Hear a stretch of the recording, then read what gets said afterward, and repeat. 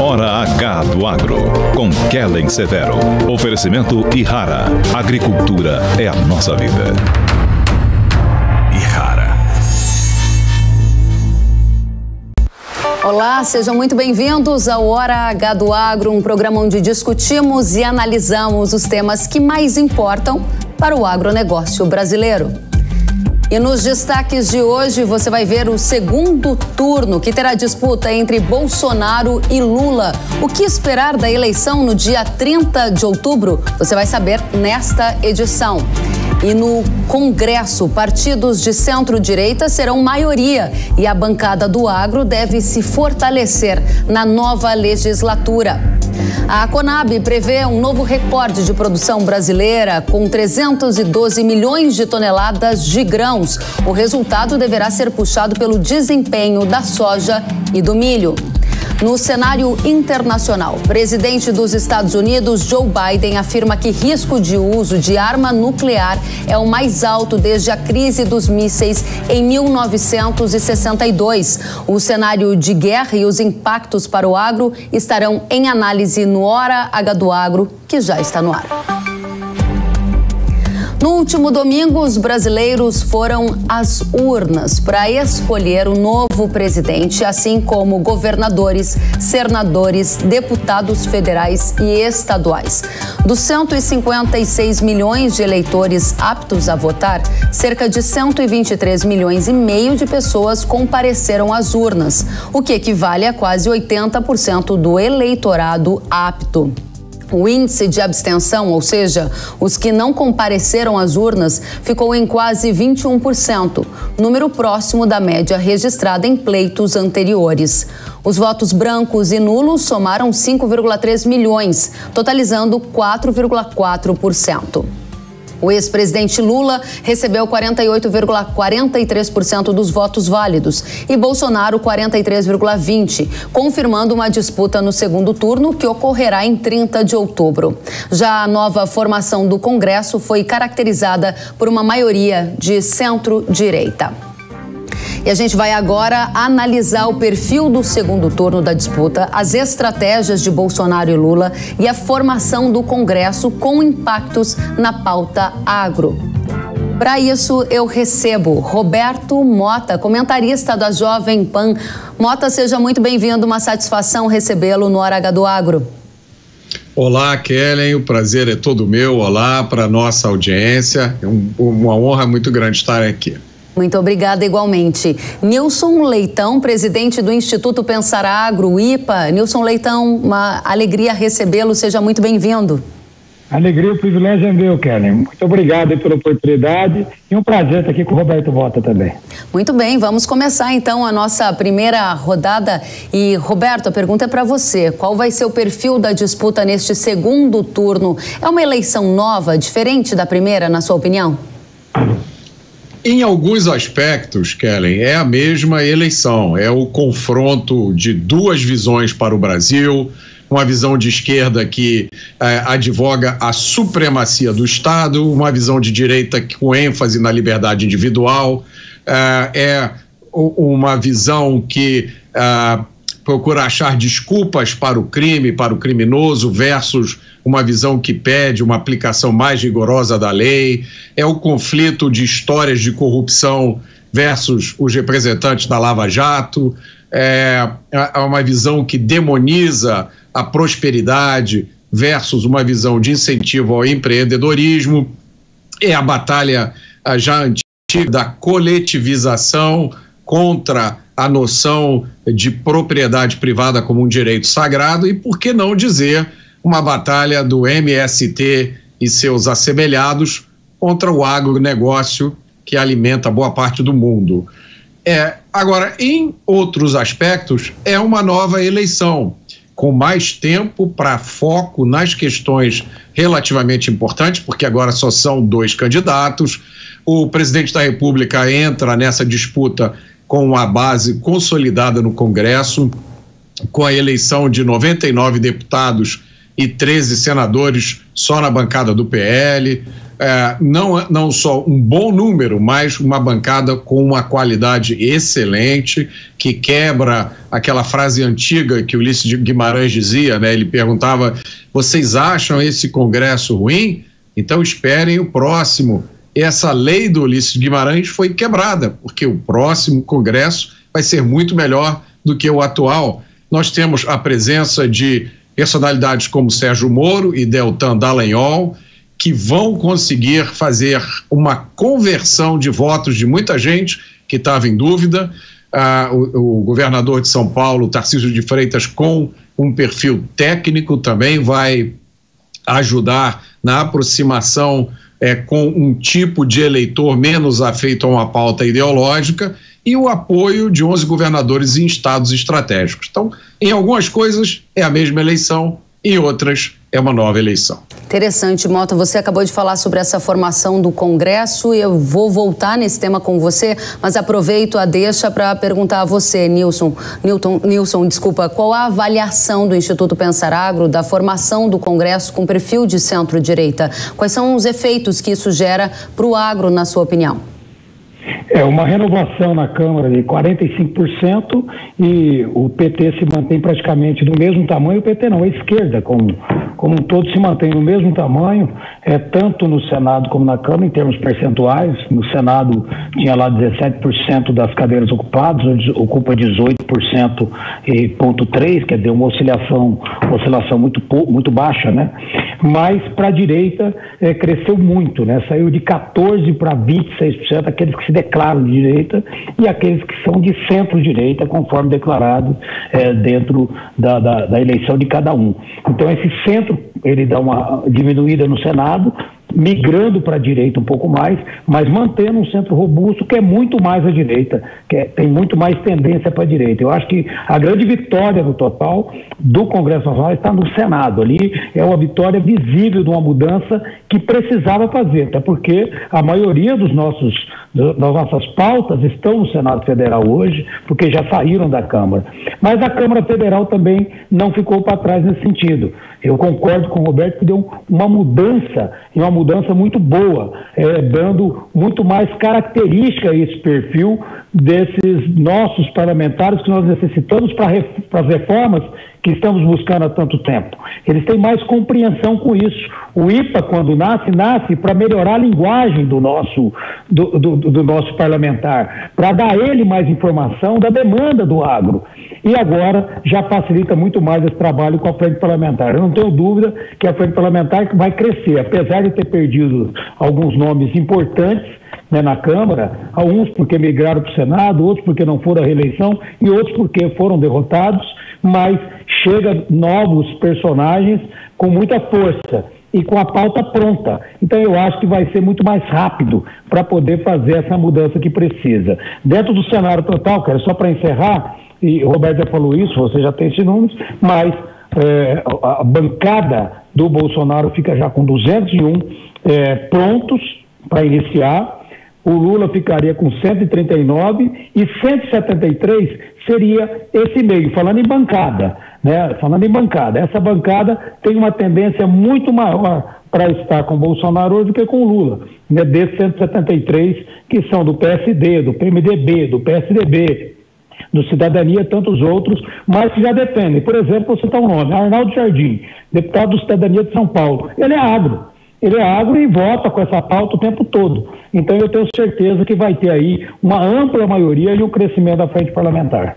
Esse crescimento da frente parlamentar eu gostaria de abordar com você na próxima rodada. Inclusive, há poucas horas, né, eu estive estudando um documento produzido justamente com análise dos parlamentares eleitos na Câmara, no Senado, e essa configuração da frente parlamentar da agropecuária é tema para a gente continuar já já. Nilson, volto com você, Roberto, porque a gente ouviu você analisando o primeiro turno da eleição, agora já deu um tom para o segundo turno, e a minha pergunta para você é justamente sobre o tom das campanhas presidenciais, se ele muda a partir de agora. Eu tenho ouvido algumas questões sobre mais ênfase no cenário econômico. Onde é que estará o foco de Lula? Onde é que estará o foco de Bolsonaro nas próximas semanas?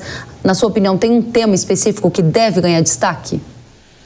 Kellen, a impressão que eu tenho é que o PT deve dobrar a aposta nas mesmas pautas que são centradas em torno não de discussão de projetos, de ideias, de alternativas, mas numa estratégia de campanha de demonização da figura do presidente. Infelizmente, essa é a realidade que está diante dos nossos olhos, é a repetição exaustiva de narrativas sem qualquer fundamento real. Como, por exemplo, o que eles repetem toda hora, que o presidente é contra a democracia, mas eles não apresentam um único ato antidemocrático realizado pelo presidente. Na estratégia eleitoral do PT, isso não tem muita importância, né? Que a narrativa deles não tenha contato com a realidade, porque eles contam hoje com o apoio da maioria dos veículos de mídia que repetem essas narrativas todos os dias.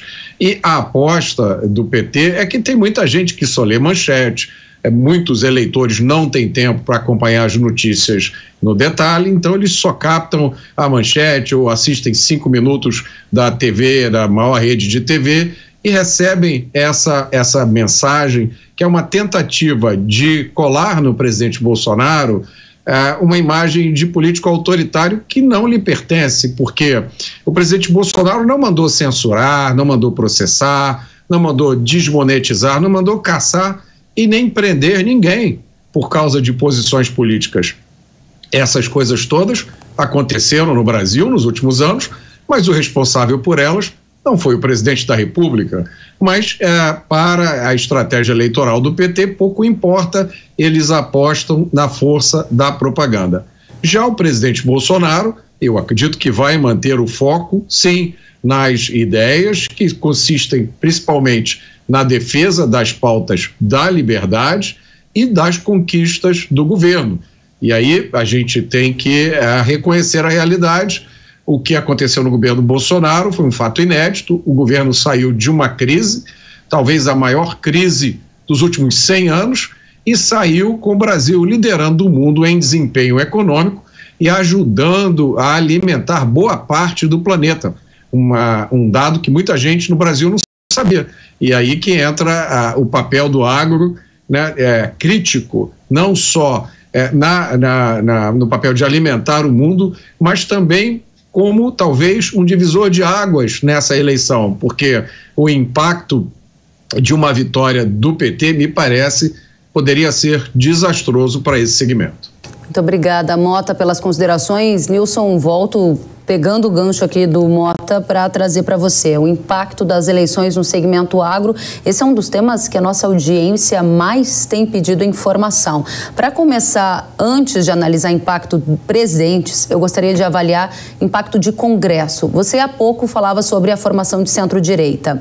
E aí eu gostaria de entender quando você diz que há uma expectativa de fortalecimento da bancada agro em 2023 com novos pedidos de adesão. Essa é uma expectativa que vocês consideram porque houve um encolhimento da FPA com o resultado das urnas? Porque quando a gente compara, parece que encolheu, mas quando a gente olha para o futuro e vê o volume de novos deputados, o perfil do Senado, é completamente compreensível a expectativa da FPA de que haja nova adesão e, com isso, o número da legislatura a partir de 2023 supere o da legislatura atual. Gostaria que você explicasse para a nossa audiência.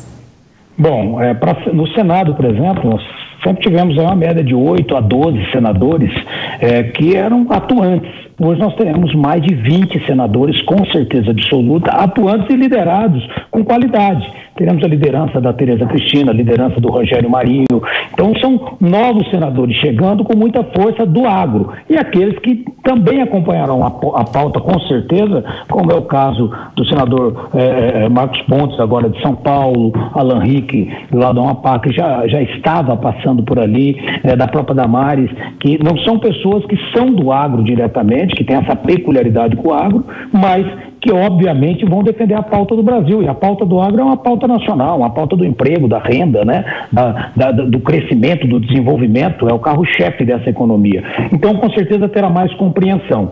Só para o nosso internauta entender melhor, e quem está nos acompanhando, é justamente entender que tem os projetos que dão segurança jurídica, o direito à propriedade no Brasil, eles estão no Senado Federal. É o caso da regularização fundiária, é o caso do licenciamento ambiental, temas para desenvolvimento da produção com qualidade, que é o caso do defensivo agrícola, o tema do autocontrole, que dá liberdade e celeridade e transparência para a agroindústria trabalhar com mais cuidado. Então, são temas que estão parados lá. E ainda na Câmara, que também acreditamos nesse crescimento, porque perdemos alguns parlamentares importantes, mas serão substituídos por uma quantidade ainda maior. Em vários estados foi demonstrado isso.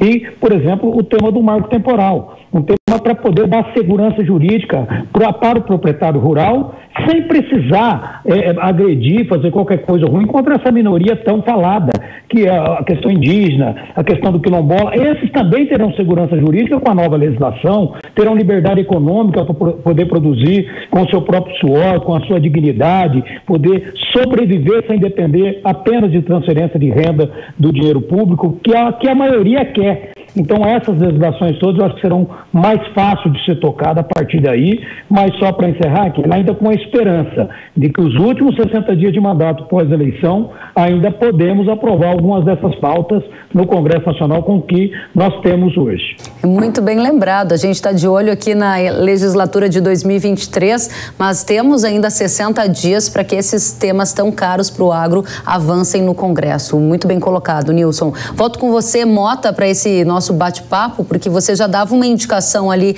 sobre as suas expectativas para o segundo turno e a gente vai afunilando essa conversa. A pergunta agora é, há um favorito no segundo turno? Os 5,3 milhões de votos nulos, brancos, podem fazer alguma diferença? 2 em 1 para você.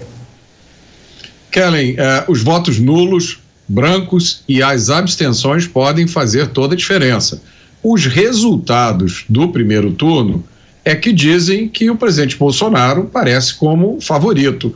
Isso não significa que uma vitória será fácil. Como eu disse, eu acredito que as apostas da esquerda vão ser dobradas ou triplicadas. A esquerda simplesmente não tem um plano B. O candidato da esquerda, o candidato do PT, não tem qualquer futuro político fora dessa eleição. Não custa lembrar, ele é um candidato que não pode sair às ruas, fez uma campanha praticamente recluso. E boa parte dos votos que ele recebeu no primeiro turno, eu coloco esses votos, eu dou o crédito à atuação do que eu chamo da trinca do mal, que foi o consórcio de mídia, um consórcio de pesquisas e o partido dos tribunais. Sem essa trinca, essa eleição seria vencida pelo presidente Bolsonaro, na minha opinião, no primeiro turno e por uma larga margem. O que apresentou o resultado do primeiro turno foi essa campanha incessante de demonização de um político que nas ruas é o político presidente mais popular da história do Brasil. Isso que a mídia está fazendo, na minha opinião, é uma vergonha. Eu acho que a história vai registrar isso. Eu tenho certeza que a justiça vai ser feita. A gente tem observado muito no noticiário a questão dos votos do Nordeste e também os votos de Minas Gerais, como alguns dos locais em que há uma votação mais proeminente para o candidato do PT, o Lula. Como você avalia essa situação, Mota? Os votos de Minas Gerais são uma situação complicada de se explicar. Eu já vi algumas tentativas de explicação. Não parece fazer muito sentido que os eleitores que elegeram o governador Zema, que fizeram do deputado federal eleito Nicolas Oliveira, um dos mais votados do Brasil, ou mais votado com 1,5 milhão de votos, não faz sentido que esse eleitor tenha, ao votar para presidente da República, feita uma escolha diferente. Então, eu ainda espero por uma boa explicação para esse resultado. Obrigado. Quanto aos votos do Nordeste, eu acho que foi a melhor votação possível no momento atual, no cenário atual. A dinâmica da votação no primeiro turno é diferente da votação no segundo turno, porque no primeiro turno também aconteceram as campanhas para deputado federal, deputado estadual, e existe uma interferência dessas campanhas na campanha para presidente. Eu acredito que a votação no Nordeste vai melhorar no segundo turno, à medida que as questões, né, agora vão se afunilar na discussão entre dois projetos para o Brasil. O projeto do PT e o projeto do presidente Jair Bolsonaro. Muito obrigada, Mota. Nilson, eu volto com você e acho que a gente merece dedicar alguns minutos de explicação para a nossa audiência sobre quem é o IPA, né? Ele é como se fosse parte do cérebro, da parte técnica que abastece os parlamentares que fazem parte da Frente Parlamentar do Agro, ou também conhecida como Bancada do Agro, ou ainda dita Bancada Ruralista. Então, existe uma parte, um corpo técnico de profissionais que estuda estes temas que vão passar pelo Congresso. Eu gostaria que você trouxesse mais detalhes sobre isso e também sobre a decisão da Bancada do Agro de apoiar o candidato Bolsonaro no segundo turno. Isso quer dizer que a leitura é que existe um cenário com Lula e outro cenário com Bolsonaro? Foram muitas as minhas perguntas, eu posso repeti-las depois se você esquecer de alguma. Sem problema, Kelly. Bom, primeiro o IPA ele nasce justamente por isso, lá em 2010, 2011, porque a maioria do nosso parlamentar naquela época, vamos passar de 90%, são parlamentares urbanos, né, que não tinha a demanda, o conhecimento das necessidades da agropecuária brasileira, e quando chegava com suas bandeiras, suas pautas no Congresso Nacional, não tinha essa curiosidade nem essa motivação. E o IPA nasce justamente para isso, para criar uma bancada, ter uma bancada da Frente Parlamentar, na época criado por Ronaldo Caiado, Pedro Lupion, Miqueleto e Jonas Pinheiro e tanta gente boa na época, e cria essa Frente Parlamentar, e aí sim o Instituto entra para poder dar esse suporte técnico, essa assessoria técnica, buscando de fora para dentro o que tem de melhor em termos de consultorias, para criar as melhores legislações, para desburocratizar o agro, modernizar o agro e facilitar o Brasil para esse desenvolvimento que chegamos até hoje. Esse é o papel que o IPA faz hoje com 48 entidades da agropecuária brasileira. Bom, a decisão desse grupo, né, que se chama Bancada do Agro, não especialmente da Frente Parlamentar apenas, tinha muitos parlamentares que são do agro e às vezes não estão na frente, mas foi um trabalho liderado, tem que aí reconhecer o trabalho do deputado Sérgio Souza, da ministra Tereza Cristina, de tantos outros parlamentares, do Pedro Lupion, que se reuniram logo após o primeiro turno e já vieram fazer essa demonstração de apoio ao presidente Bolsonaro, ainda no início aí do segundo turno. É uma demonstração clara do que teve no passado. Eu respondi essa pergunta a um órgão de imprensa há alguns dias atrás, o porquê que o agro tem essa tendência. Tem essa tendência porque ainda no governo do PT, lembrando do nome da ex-ministra Marina Silva, era quase um ato de perseguição ao setor, com mais de 10 operações ambientais, colocando todo mundo da mesma vala, sempre vindo com a mão do chicote e não com a mão de um projeto de Estado, do plano de Estado para o desenvolvimento do setor, fechando a agroindústria brasileira, fechando as propriedades brasileiras, sem trazer nenhum alento, principalmente nos 9 estados da Amazônia Legal, que não necessariamente são biomas amazônicos, é um grande programa econômico a Amazônia Legal, e é onde hoje dá o recado para o Brasil de forma muito clara e dá uma resposta para o Brasil na economia, no emprego, na renda e na produção, são justamente essas regiões que tiveram que enfrentar tanto desalento nesse passado. Então há um sentimento de temor devido a isso muito claro, e que agora houve uma mudança de comportamento com o atual governo, onde reduziu drasticamente a invasão de terra, acabou os conflitos agrários. Eu fui relator da CPI do INCRA da FUNAI, sei muito bem como que funcionou todo esse esquema de invasão de terra, denunciei isso. Então, é claro que há esse temor do comportamento, e é por isso que acaba tendo essa motivação muito maior para que haja, de fato, ainda uma continuidade dessa paz que acabou se construindo no campo, mesmo sem a mudança da legislação, mas apenas com o comportamento.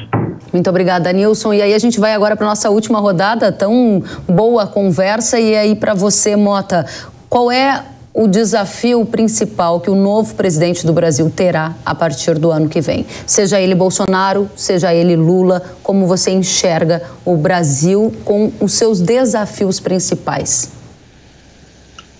O desafio principal é vencer as limitações do nosso sistema político para aprovar, Kellen, aquelas reformas que são as mais importantes e que podem colocar o Brasil definitivamente numa posição assim de liderança nas economias mundiais, né? Então a gente está falando da reforma tributária, É importante também uma reforma política, uma reforma eleitoral, que, na minha opinião, deveria incluir um voto não obrigatório, mudar o sistema proporcional para um sistema distrital. Eu considero a reforma do sistema de justiça criminal também é essencial. O nível de criminalidade que o Brasil tem hoje é completamente destoante de todos os países que nos cercam, da maioria das democracias do mundo. É uma coisa insustentável. E, na minha opinião, o presidente Bolsonaro, a reeleição do presidente Bolsonaro, é a única esperança que o país tem de ver essas questões adequadamente tratadas. Porque o PT defende uma visão do mundo que parou nos anos de 1980. É uma visão centralizadora, populista, paternalista, com ênfase em burocracia e totalmente ineficiente. É uma visão que coloca o cidadão como servo do Estado. Eu não acredito que, com o PT no poder, qualquer progresso na direção dessas reformas será feito. E, eles passaram 16 anos no poder, nenhuma reforma estrutural foi aprovada, mas a gente viu aí grandes eventos esportivos, uma infinidade de dinheiro gasto com outras coisas, e o que é essencial mesmo ficou para ser feito no governo Bolsonaro. Muito obrigada, Mota. Nilson, qual é a sua visão de um agronegócio brasileiro com Bolsonaro na presidência e com Lula na presidência, olhando para uma perspectiva a partir de 2023? O que a gente espera nessa esteira, né? A nossa luta é fazer o Brasil reformado. Não entrar o passado 2023 ainda discutindo temas do século passado. Nós temos que virar essa página. Não dá mais para o país ficar discutindo a sua imagem antes de ter um licenciamento ambiental que seja uma regra, uma lei clara para o Brasil. Hoje temos muitas dificuldades ainda em vários setores, como foi dito, que está no Senado, que está na Câmara. Eu acho que 2023 é o ano que é a data máxima, que não dá mais para chegar em 24 olhando para trás com isso. E óbvio que dentro desse comportamento que, como eu acabei de citar, com o Congresso renovado e com essa aspiração de querer fazer essa mudança de página, eu acredito que será muito mais fácil nessa continuidade. Por um outro lado, o que tem que pensar, e que é bom deixar registrado, que não será fácil prejudicar o agro, como alguns pensam. Hoje as entidades são organizadas, não está mais como 10 anos atrás, 11 anos atrás. Hoje a população urbana já compreende a agropecuária como um ativo brasileiro, como algo que realmente deu uma resposta rápida para a melhoria da economia, né, para a política brasileira e, acima de tudo, para fazer mais distribuição de renda. Né? Onde tem agro, tem o IDH melhor, não é só pelo PIB, não é só pela balança comercial, mas pela vida, da vida real das pessoas em cada região. Eu não tenho dúvida nenhuma que o agro colaborou muito para o Brasil até agora, vai colaborar ainda mais se conseguirmos fazer essas reformas que precisamos. Precisamos continuar no rumo que está aí. Nilson Leitão, muito obrigada. Quero agradecer a você, Roberto Mota, comentarista da Jovem Pan News, pela presença aqui no Hora H do Agro. Volte sempre, Mota. Eu é que agradeço, Kellen, foi um prazer estar aqui, prazer conhecer o Nilson também, e obrigado a toda a audiência. Obrigada a você, obrigada a Nilson Leitão, presidente do Instituto Pensar Agro, o IPA. Seja muito bem-vindo, volte mais vezes, foi um prazer recebê-lo, Nilson. Kellen, parabéns pelo programa, você como sempre dando um show aí, falando do agro, melhorando cada vez mais essa imagem, que é tanto que a gente precisa, e parabéns mesmo, muito obrigado pela oportunidade aqui, obrigado Roberto Mota, obrigado a todos aí. Muito obrigada a vocês, até a próxima. E você que sempre acompanha o Hora H do Agro já sabe que eu costumo viajar ao Brasil para viver um dia como agricultor. É isso mesmo. No episódio da série Agricultor Todo Dia de hoje, você vai conhecer a família Batista de Conchal, São Paulo, que fez história na produção de tomates. A convite da Ihara, eu viajei até lá para aprender com eles como produzir, colher, separar e distribuir tomates. Vamos ver?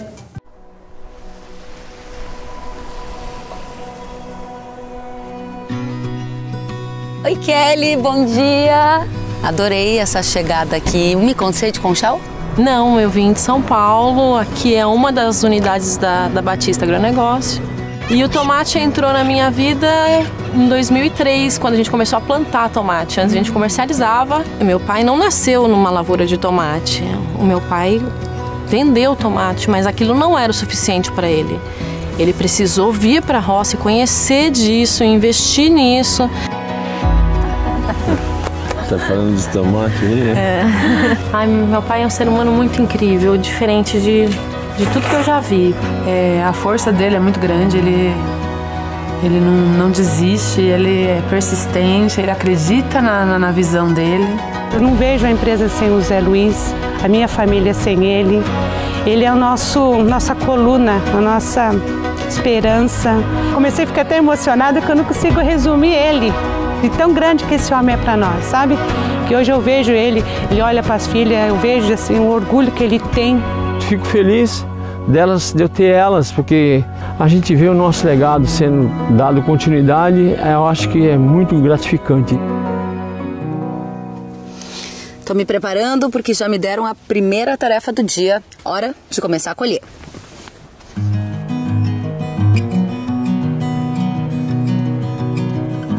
Aqui a cor do tomate é essa aqui, ó. Esse rosadinho aqui já significa que tá bom? Isso. Tá indo bem, seu Zé? Sensacional já. Já é colhedeira de tomate já. Os agricultores de verdade aqui, vocês viram eles hoje, né? O Zé Alves. Hoje tá um dia de sol, hoje tá um dia com tomate bonito. Teve dias aqui de muita chuva, teve dias de geada, teve dias de colher uma caixa de tomate. Esse é o verdadeiro agricultor, com a fé, a disposição para o trabalho, resiliência para tentar até conseguir. É uma gente que eu tenho muito orgulho de conhecer e que me faz acreditar no ser humano, sabe? Kelly, minha parte com o Zé já foi. E agora? Vamos pro Packing House lá em São Paulo para beneficiar o tomate e classificar.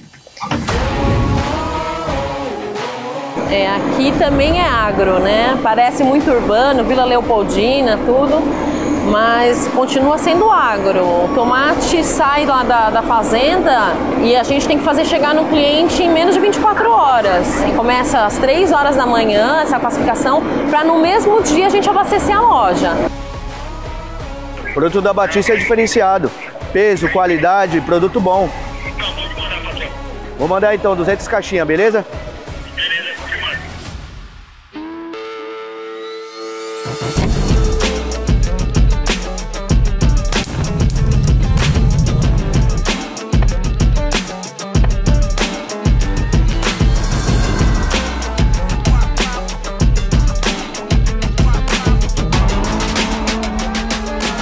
Essa conexão, assim, sei lá, é o meu tomate, fui eu que produzi. É muito gostoso. Quando você vai no mercado, você vê a nossa embalagem lá, sabe?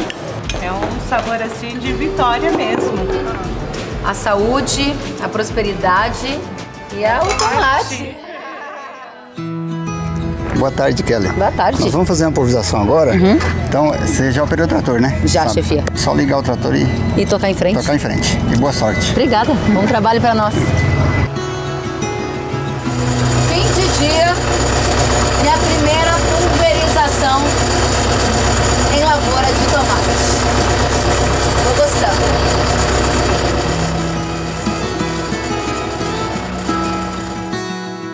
O que eu aprendi com o tomate? A ter coragem, né? O Ceasa também é um ambiente muito masculino. E meu pai teve 3 filhas mulheres. Então a gente tem que se impor às vezes, né? E todo mundo falava pro Zé Luiz, tua firma vai acabar logo, você não tem filho homem. Olha aí, Batista não tem filho homem, só mulheres. Ele nunca colocou a gente de escanteio, nunca tentou falar, não, vocês são mulheres, vocês não vão entrar nesse meio. Não, ele sempre inseriu a gente, não, vocês vão. Vocês têm que estar lá, é o lugar de vocês. Não tem diferença. Tem seres humanos se aprimorando e ficando prontos para ocupar os espaços que eles desejam ocupar. Elas estão onde elas desejaram estar e nunca acreditaram que lá não poderiam chegar. São muitas mãos para chegar esse produto aqui, né? Não é um agricultor, são trabalhadores rurais, são caminhoneiros, são os embaladores e os comerciantes da CEAGESP e dos varejistas também. E ninguém sabe o trabalho que tem por trás, a quantidade de pessoa que trabalhou, por quantas mãos o tomate passou. Na roça também não é um só, né? É uma equipe inteira que faz tudo e faz tudo, graças a Deus, faz tudo com amor. Tá muito claro, assim, que A base da família, a essência do trabalho, a preocupação com as pessoas e o amor por produzir alimento estava presente nessa história.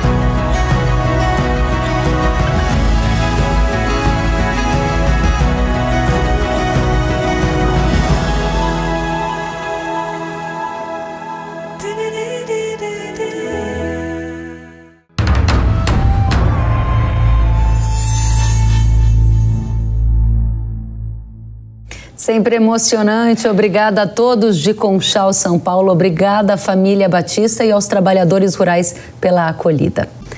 O presidente dos Estados Unidos, Joe Biden, afirmou que há uma ameaça direta de uso de armas nucleares, se referindo ao presidente russo, Vladimir Putin. Segundo ele, esta é a primeira vez que há um risco deste tipo desde a crise dos mísseis cubanos, que ocorreu durante a Guerra Fria, lá em 1962.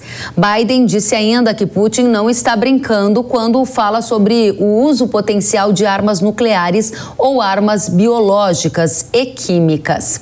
Nesta semana, o Departamento de Saúde dos Estados Unidos informou a compra de 290 milhões de dólares em medicamentos para uso em emergências nucleares. O recurso financeiro faz parte de um programa do governo norte-americano usado para lidar com ameaças à segurança nacional. Para aprofundar este tema de guerra, riscos geopolíticos e impactos no agro, a gente recebe Tiago Aragão, diretor de estratégia da Arco Advice. Tiago, seja muito bem-vindo ao Hora H do Agro. Um prazer, muito obrigado pelo convite. Nós é que agradecemos. Tiago, e a primeira questão que a gente gostaria de entender é: qual a temperatura do conflito entre Rússia e Ucrânia? Ele está levando realmente um cenário de escalada e levando o mundo para o uso de armas nucleares, como disse o presidente dos Estados Unidos, Joe Biden, nesta semana? Bom, primeiro sim, há uma escalada, e muito dessa escalada ela é motivada pelos avanços bem-sucedidos das tropas ucranianas, principalmente no nordeste do país, onde eles estão conseguindo avançar cada vez mais. Isso vem colocando uma pressão muito grande no Putin, como todos nós vimos nas últimas semanas. Ele convocou os reservistas para ficarem em alerta, vários já estão sendo enviados a treinamento.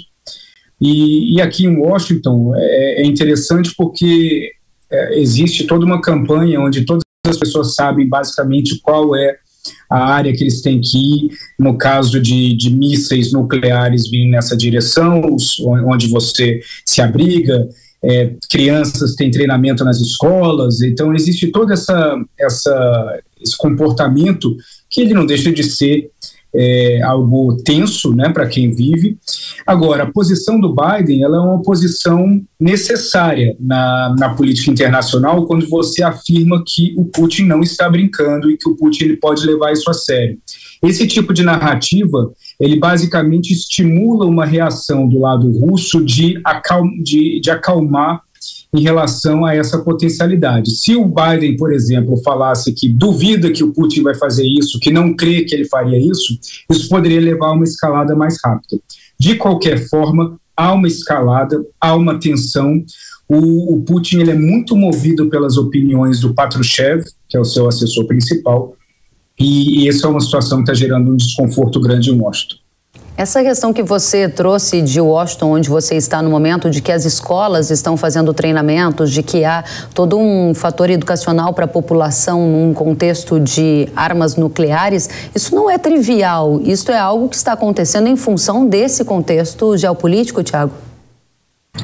Bom, isso sempre existiu, né? Agora, a velocidade no qual há uma repetição, tradicionalmente isso acontece uma vez por ano, às vezes duas, mas existe agora dependendo do condado, claro, onde você está localizado, existe uma velocidade maior, uma frequência maior desse tipo de coisa. E existem mapas em várias áreas da cidade onde você consegue identificar o abrigo nuclear mais próximo. Eles têm um símbolo, e você, quando está dirigindo pela cidade, você passa em alguns prédios que tem um símbolo de abrigo nuclear, e você sabe que ali é um local designado para esse tipo de coisa. E, obviamente, isso é muito distante da nossa realidade no Brasil e gera uma situação de tensão naqueles que não estão habituados com esse comportamento. Muito bem. Nós devemos acompanhar o que para medir a temperatura geopolítica na sua avaliação? Porque o agronegócio é um dos setores mais internacionalizados da economia brasileira e muito impactado pelo rumo que essas questões tomam no mundo. O que você nos recomenda para a audiência do Hora H do Agro? Bom, existem alguns sinais, né, que a gente pode observar. Primeiro, e esse primeiro sinal, infelizmente, ele é um pouco contraintuitivo, mas à medida que nós vemos o avanço e o sucesso das tropas ucranianas, que é algo que a grande maioria de nós deseja ver por conta da invasão, à medida que nós vemos esse avanço ucraniano, a possibilidade de uma retaliação mais agressiva do Putin aumenta. Se o Putin tivesse claramente vencendo a guerra na Ucrânia, essa narrativa não estaria na mesa. Então, à medida que nós temos um avanço bem sucedido das tropas ucranianas, nós vamos ver cada vez mais essas ideias sendo ventiladas ou pelo governo russo ou por fontes ligadas ao governo russo, e só o fato de falar sobre isso aumenta a escalada, porque à medida que você tem cada vez mais debates em relação a isso e provocações, o aumento de um erro, há um crescimento na possibilidade de erro. Então, acho que esse é um sinal. Segundo, a gente também tem que ver como um fator de medida as pressões que são colocadas em cima da Rússia. Então, por exemplo, se amanhã os Estados Unidos e a OTAN fortalecem a sua presença na Estônia, na Lituânia, na Turquia, ou até em outros países da região, na Romênia, isso obviamente é um indicativo de que a situação está se tornando mais tensa. E a Romênia acaba sendo um país extremamente importante dentro desse contexto, por conta da confiança que muitos líderes da OTAN têm na capacidade da Romênia de se colocar como uma linha de frente forte, e ali acaba sendo também onde os russos medem a alocação de recursos da OTAN. Então, se crescer os recursos da OTAN na Romênia, a resposta russa tende a começar a ser um pouco mais agressiva. Interessante o que você está trazendo, e me ocorre uma frase que eu ouvi de um analista que fazia as avaliações sobre guerra, que disse o seguinte: Rússia não aceitará perder. Você concorda com esse ponto? Eu concordo, Kelly, um ponto muito importante que vem nessa linha que você falou é que cada lado está lutando a guerra que vê, que não são necessariamente as mesmas guerras. A Rússia, ela entende que ela está lutando pela sua unidade e a sua projeção de poder na região. Então é uma luta existencial, assim como a Ucrânia está envolvida numa luta existencial. Os Estados Unidos e a OTAN não estão enxergando isso como uma guerra existencial, porque as suas existências não estão ameaçadas nem mesmo sob as suas próprias interpretações. A gente pode argumentar que a existência da Rússia não está sob risco, mas a interpretação russa é de que sim, ou pelo menos a interpretação do Putin. Quando o fator existencial ele vira um componente numa guerra, isso faz com que o ímpeto de lutar até o fim seja cada vez mais claro. E para dois lados que têm um poder equivalente, principalmente as forças ucranianas e as forças russas, estão dispostas a lutar, isso mostra que não deve acabar tão cedo. E à medida que o tempo vai passando, a situação vai ficando mais tensa, como nós vimos agora nesses últimos dias, a posição da Rússia com a Arábia Saudita na reunião da OPEC+, onde decidiram cortar em 2 milhões de barril a produção de barris, fazendo o preço disparar na segunda-feira. Esse tipo de coisa vai acontecer com mais frequência. Muito importante as considerações que você está fazendo para a nossa audiência. A audiência do Agro, ela é muito atenta à questão geopolítica e que bom tê-lo conosco. A próxima pergunta que eu gostaria de fazer conecta muito com o que você falava há pouco sobre a presença da OTAN. Uma das exigências de Putin, à época de que a gente começou a discutir a guerra, era de que a Ucrânia nunca aderisse à OTAN. E nós vimos na semana passada que a Ucrânia assinou um pedido de adesão acelerado para a entrada na organização. Como é que fica essa situação?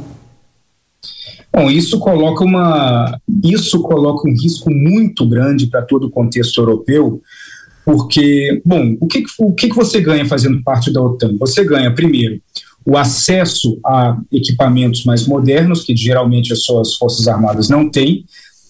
Naturalmente, você ganha a possibilidade de um treinamento conjunto com vários outros países e a unificação de algumas áreas das suas inteligências militares. Mas o ponto mais importante da OTAN é que o ataque a um membro representa um ataque a todos. E isso aí abre um ponto de interpretação muito grande. A Ucrânia se juntando à OTAN seria então uma interpretação retroativa de ataque, fazendo com que os outros membros ingressassem na guerra contra a Rússia, ou não? Ou isso seria considerado um caso isolado? Por isso que eu acredito que o Jens Stoltenberg, que é o secretário-geral da OTAN, ele talvez não ache que a entrada da Ucrânia nesse momento seja a melhor resposta, porque isso pode acarretar a um ataque ou uma interpretação de que o ataque foi feito contra todos os membros da OTAN. E esse é um ponto de grande preocupação. Talvez o mais sensato seria seguir ajudando a Ucrânia, com toda a ajuda que vem sendo feita, com os mísseis de curto alcance, de longo alcance, as baterias e artilharias antiaéreas, os equipamentos mais simples de logística e também os mais sofisticados, mas acelerar o ingresso formal da OTAN, uma vez que essa situação tenha terminado, e favorável à Ucrânia, obviamente, porque senão não tem o que negociar. A entrada da Ucrânia na OTAN nas condições atuais poderia significar o início da Terceira Guerra Mundial? Em tese poderia, sim, porque se você tem, se a percepção russa é de que, bom, agora eu não estou lutando contra a Ucrânia, eu estou lutando contra a OTAN como um todo, e se você tem um fluxo muito eficiente de armas e de equipamentos ingressando na Ucrânia, que na prática é o que está fazendo com que as forças ucranianas tenham uma vantagem em relação às forças russas, o que impediria os russos de atacarem a origem dessa fonte desses canais de suprimentos, na Polônia ou em outros locais, até na própria Romênia? Então isso é uma situação muito tensa. Eu tenho certeza que a própria Rússia está com medo de que a Ucrânia entre na OTAN, porque eles também não gostariam de se ver numa situação onde eles estão em guerra formal contra todo o bloco, porque aí sim seria uma situação completamente impensável. Tiago, a gente está com uma conversa de altíssima qualidade aqui para a nossa audiência, e para fechar esse primeiro bloco, antes da gente afunilar em relação a efeitos mais diretos para o agro brasileiro, a minha pergunta para você é, usando uma metáfora de sinal vermelho, sendo um sinal mais grave, amarelo, um cenário mais mediano, ainda de certa estabilidade, verde, com mais proximidade do fim da guerra, onde nós estamos entre sinal vermelho, amarelo e verde, neste exato momento em que fazemos o Hora H do Agro? A gente está ficando laranja, a gente está entre o amarelo e o vermelho, numa situação onde os dois lados estão com ímpeto, a OTAN está com ímpeto, mas ninguém consegue saber qual que é o próximo passo. E quando você não sabe qual que é o próximo passo, você tende a fortalecer a sua ação do momento. Então isso é o que faz com que a Rússia se torne mais agressiva, que a Ucrânia receba mais armamento e contra-ataque melhor, e que a OTAN comece a pensar em alternativas como o próprio ingresso da Ucrânia na OTAN, e isso tudo alimenta a escalada. Interessantíssimo, porque o que você acaba de dizer, quando a gente não sabe qual é o próximo passo, é assim que eu tenho percebido muitas pessoas do setor agro tentando entender qual é a situação da guerra para tentar se antecipar ao que deve acontecer com um efeito no mercado de energia, com o mercado agrícola. E uma das questões que é acompanhada muito de perto é a questão do corredor de exportação de grãos no Mar Negro. Há uma vigência de 120 dias, com um período de renovação que poderia acontecer a partir de novembro, daquele acordo, né, que foi fechado a partir da ONU. E a minha pergunta para você é, com a escalada da guerra que você coloca aqui, você enxerga espaço, para uma renovação desse corredor de grãos do Mar Negro, ou 2, você entende que pode até haver uma ruptura desse acordo antes de novembro? Bom, Kelly, a primeira coisa é o seguinte: desejar não é uma estratégia, né? Então você ter o desejo de que algo acabe, ou a esperança de que isso vai acabar, isso não faz parte da estratégia de ninguém, nem mesmo do produtor que está no Brasil observando a distância. Esperar o fim da guerra não ajuda em nada, né? Agora, na prática, o que a gente está vendo? A condição da economia russa está se deteriorando por conta das sanções. Consequentemente, as condições de várias economias próximas que dependem não só da energia que vem da Rússia, mas também dos grãos que vêm da Ucrânia, eles também começam a se deteriorar. Por quê? Porque as reservas elas estão sendo exauridas enquanto a situação não é solucionada. enquanto o Putin não indicar que existe uma proximidade para uma solução desse problema, a gente está com o prazo em aberto. E com o prazo em aberto, a gente tem uma possibilidade, um risco interessante, que é o risco de que a Rússia ela use esse acesso dos grãos precisamente para colocar mais pressão na Ucrânia e na OTAN, utilizando o fluxo de fornecimento de grãos para outros países, o corredor de grãos, como uma forma de pressionar e de chantagem bem similar ao que foi feito em relação à produção de barris de petróleo da OPEC e da OPEC+. Então, isso é uma possibilidade. Segundo, é a possibilidade de que a Rússia ela tente trazer parte desses grãos até para ela mesma, por conta das dificuldades que ela está começando a encontrar por conta dos reflexos e dos impactos das sanções. Então, tudo isso é um risco muito grande. E um outro ponto é que a gente está todos os dias extremamente próximos de algo potencialmente destruidor, que é os combates que acontecem perto da usina nuclear de Zaporizhzhia. Porque se acontecer, enquanto a gente fala, um erro de cálculo em relação a essa usina nuclear, a gente vai congelar toda aquela região da Ucrânia e potencialmente de vários outros países da Europa, onde tudo ali passa a estar contaminado e não vai mais ter distribuído no mundo. Então isso é um risco diário, porque existem tiroteios e combates ali, naquela região, enquanto a gente está falando. Os riscos são muito grandes. A Rússia, ela demonstrou ali a possibilidade de abrir um acordo. Eu não vejo que se necessariamente eles vão fazer isso novamente. Eles vão precisar ganhar algo em troca para poder fazer isso. E existe um risco muito grande de que eles não vão ter essa mesma flexibilidade como eles tiveram antes. Muito bem explicado. Tiago, para a gente finalizar, o que a gente pode esperar a partir de agora e quais são os efeitos no agro mais objetivos e importantes? Aí falando de agronegócio do Brasil, em alguma medida você entende que o resultado da eleição aqui no Brasil pode impactar o posicionamento geopolítico do nosso país a partir de 2023? Se sim, de qual maneira? Kellen, o Brasil, ele é, infelizmente, independente de quem ganhar, ele é um passageiro das circunstâncias que acontecem fora do Brasil. O nosso poder de influência e de decisão no que está acontecendo fora, ele é mínimo. E existem dois tipos de abordagens estratégicas dentro do âmbito da neutralidade. Na verdade, dois tipos de abordagem dentro do âmbito da neutralidade. A neutralidade por ignorância e a neutralidade por estratégia. A neutralidade por estratégia, ela abre a possibilidade de você vislumbrar uma solução a curto e médio prazo. Quais são os riscos para o Brasil? A partir do momento que o Brasil ele é super dependente em um comprador, você já tem um risco intrínseco que se baseia na política doméstica daquele comprador, no caso a China. Então, se existe algum processo de instabilidade ou de mudança de percepção ou de qualquer coisa dentro da política chinesa, isso afeta diretamente o agro brasileiro, o que é muito irônico, porque na prática o produtor brasileiro ele deveria torcer pela estabilidade do governo chinês, o que acaba sendo irônico dentro de vários posicionamentos. Quando a gente olha o que está acontecendo na Europa, a resolução mais rápido possível é de interesse do Brasil e do agro, naturalmente. Agora, isso também não aparenta acontecer tão certo.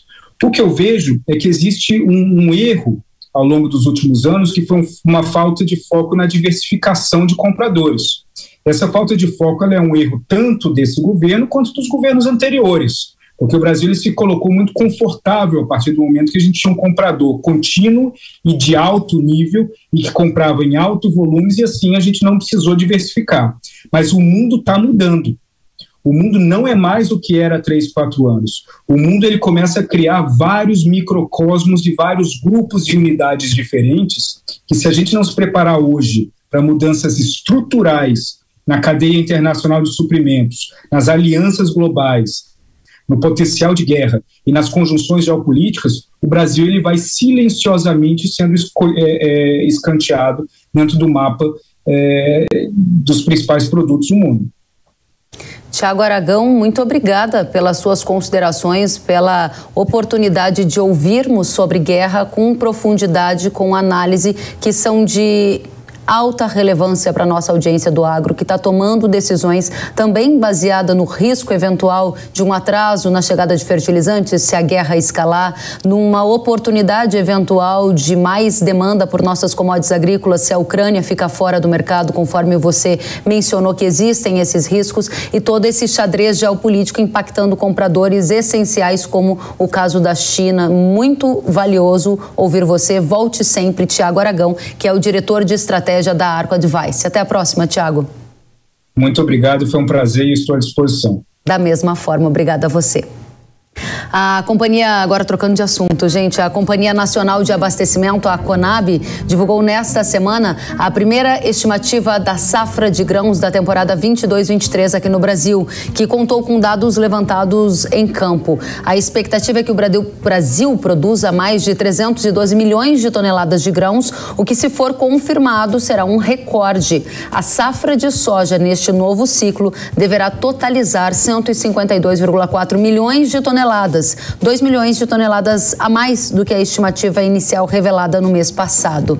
A produção total de milho é projetada em 126,9 milhões de toneladas, uma elevação de mais de 1 milhão de toneladas. Estas duas culturas devem ter aumento de área, puxada por uma rentabilidade positiva. E agora eu tenho um recado para você. Você que é produtor de milho há de concordar comigo. A cigarrinha tem preocupado nas últimas safras, não é? Se tornou, inclusive, a praga mais importante para essa cultura. A cigarrinha causa enfesamento e é vetor de viroses no milho. Ela traz prejuízos gravíssimos e pode até inviabilizar a produção. Para vencer mais esse desafio, conte com a proteção nunca antes vista de Zeus, que possui um efeito de choque e residual únicos, proporcionando resultados eficientes. Mas não para por aí. Você também pode contar com Bold, uma solução da pesada no manejo de resistência, rapidamente absorvido e que pode ser usado durante a florada. A Ihara também preparou uma página completa de conteúdos especiais e exclusivos sobre a cigarrinha. Acesse o QR Code que está aparecendo na sua tela e confira. Muito bem, o Hora H do Agro de hoje fica por aqui. Foi uma grande satisfação estar na sua companhia. A gente se vê na próxima semana. Até lá!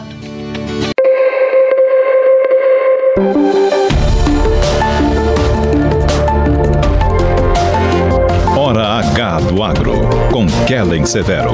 Oferecimento Ihara. Agricultura é a nossa vida.